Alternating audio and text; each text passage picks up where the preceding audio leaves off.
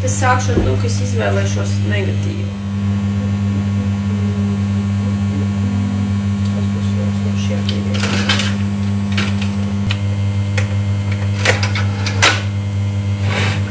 Šobrīd es kopēju attēlus izstādē, kas saucās Bēres Slobodā.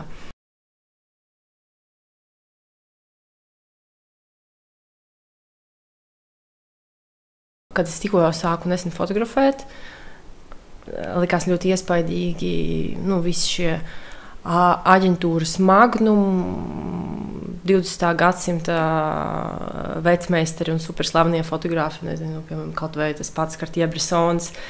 Man bija tāda baigā misijas apziņa, ka man arī vajag dokumentēt dzīvi tādu, kāda tā ir, un man visur ir jādodās ar kameru, un tas man dod kaut kādas tādas, nezinu, īpašas tiesības, bez maz vai vienkārši būt visur un visu iemūžināt.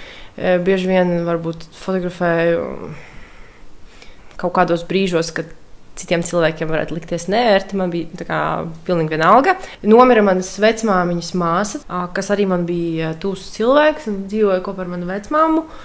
Un es dokumentēju viņas bēres.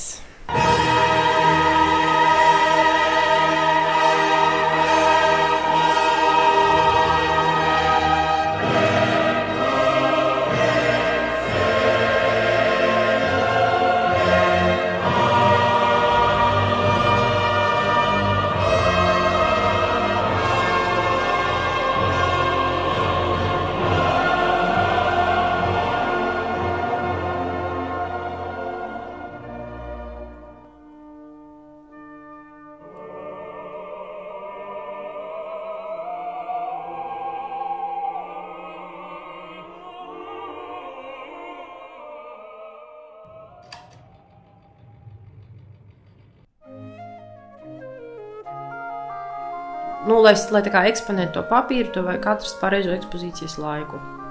Un viņš ir mazliet līdzīgs kā kamera, jo tur tu vari regulēt slēdžu laiku.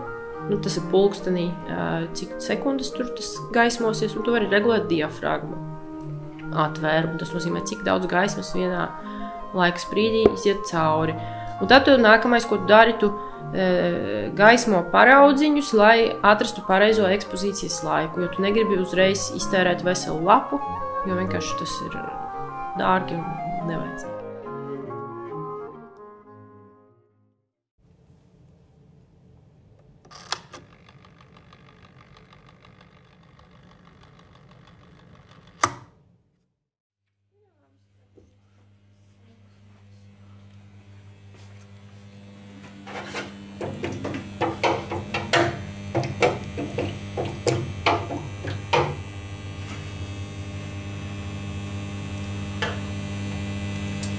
Saskatā, kam ir par ilgu. Vai nevis par ilgu, bet pa maz gaismas. Kaut kas sāk parādīties, bet ļoti maz.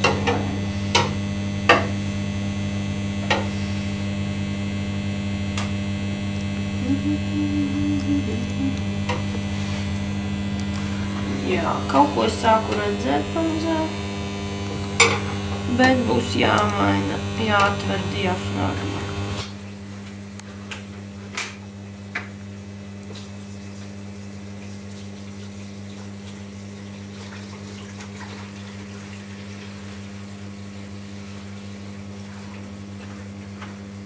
Laboratorijā mēs strādājam ar gaismjūtīgu fotopapīru.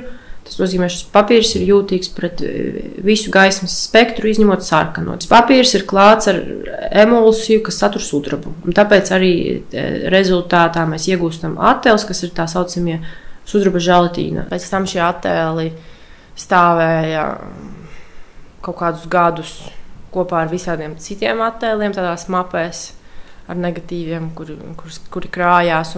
Es viņus pārskatīju kaut kā pēc dažiem gadiem, un es viņus pārskatīju, un es sāku par viņiem domāt. Un aizvien vairāk un vairāk es par viņiem sāku domāt, un es sapratu, ka es gribu viņus redzēt ne tikai ekrānā, bet es viņus redzēt gribu kā surbu želatīna kopijas. Un arī šis koncepts par to koloniālo skatienu, jo tomēr bieži vien šie visi lielie Magnum vecmeistari brauca uz dažādām tuvām tālām ārzemēm, dokumentēja viņas caur savu skatienu, kas visbiežāk tomēr nāca no Amerika, Anglija, Francija, tātad no tā saucamām pirmām pasaules valstīm, un tad viņi devās uz kaut kādām otrajām vai trešajām, un tā skaitā arī uz Padomju Savienību, un tad viņi mierīgi varētu doties arī šo te mūsu ciematu, un tad es atkal aizbraukusi uz Rīgu dzīvot, jau tur dzīvoju, mācos visu kaut kur, un tad es ierodos atpakaļ ciematā arī ar šo te tādu, teiksim tā, viegli koloniālu skatienu un tādu kā privilēģijas sajūtu, ka jā, es varu tagad šo visu dokumentēt un darīt, un to es arī izdaru.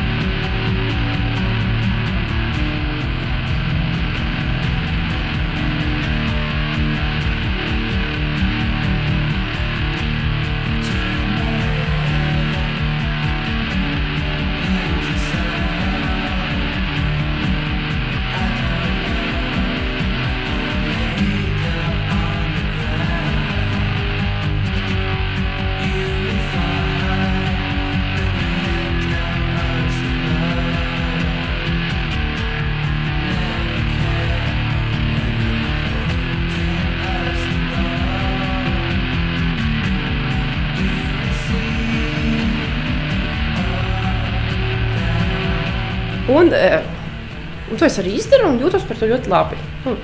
Un tagad es varu to visu pārdomāt.